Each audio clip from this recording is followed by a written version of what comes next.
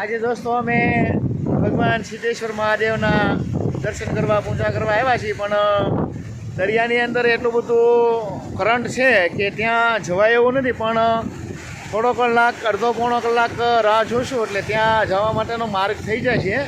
તમે જોઈ રહ્યા છો કે ત્યાં અત્યારે મોજા ઉછળ્યા એટલા બધા કે ત્યાં જઈ શકીએ એમ તો છીએ, પણ પછાડી દીધા હોય તો પછી કોઈ શક્યતા નથી ક્યાં નીકળીએ. એટલા માટે અમે શાંતિથી બેઠા છીએ. કિશોરભાઈની બધા જુઓ છીએ, મારે શ્યામભાઈ પણ અહીંયા ઊભા છે ને બસ દરિયાની લહેરું જોઈએ છીએ ને એમને હારે વાતો કરીએ છીએ. એની ભાષા અમે નથી સમજતા અને અમારી ભાષા એ નથી સમજતા, એટલે બધું હાલે છે અમારું. એ ઘૂંઘવાટા કરે છે ને અમે બોલીએ છીએ, પણ નહીં આગેથી તો દર્શન ન કરાય. આવ્યા છીએ તો ત્યાં જવું, કારણ કે ઘણો માર્ગ બતાવો છે. જોવા દરિયા કિનારે ઘણો રસ્તો થઈ ગયો છે. થોડો ઘણો બેસ એટલે દરિયાની છાતીવેલ થઈ જાય છે, એટલે કોઈ તકલીફ પડે એવું તો છે નહીં કાંઈ. પણ કષ્ટી વગર ભગવાન ન મળે, આ સાચી વાત છે. તો અમારા માટે પણ આવું થયું છે કે જ્યાં સુધી તકલીફ ન પડે ત્યાં સુધી ભગવાન ન મળે. ભગવાનને પ્રાપ્ત કરવા હોય તો થોડી ઘણી કષ્ટી ભોગવવી પડે.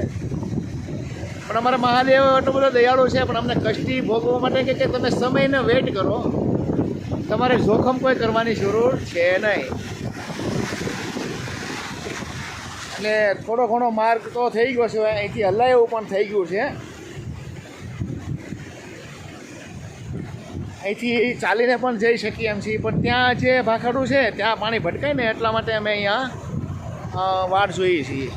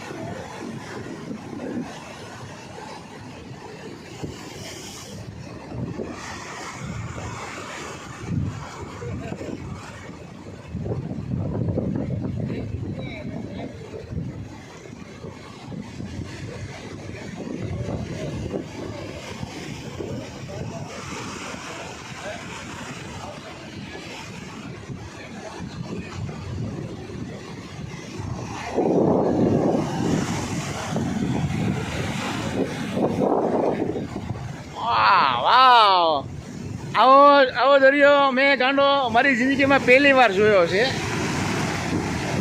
પણ આની હારે પ્રેમ કરાય.